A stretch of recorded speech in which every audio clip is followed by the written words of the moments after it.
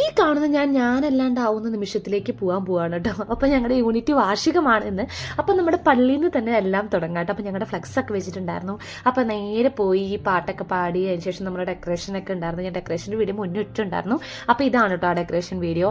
അതൊക്കെ കഴിഞ്ഞ് ഞങ്ങൾ നേരെ ഹാളിലേക്ക് പോയി സൗണ്ട് ചെക്ക് ചെയ്യാൻ പോയി. എൻ്റെ അപ്പനാണ് കേട്ടോ ഈ കിടന്ന് കാണിക്കുന്നത്. അതിന് ശേഷം മാർഗ്ഗംകളി പഠിപ്പിക്കുന്നുണ്ടായിരുന്നു അമ്മച്ചിമാരെ. അങ്ങനെ ആ പ്രാക്ടീസിനും പോയി. ഞാനും ഉണ്ടായിരുന്നു കേട്ടോ മാർഗ്ഗംകളിയിൽ.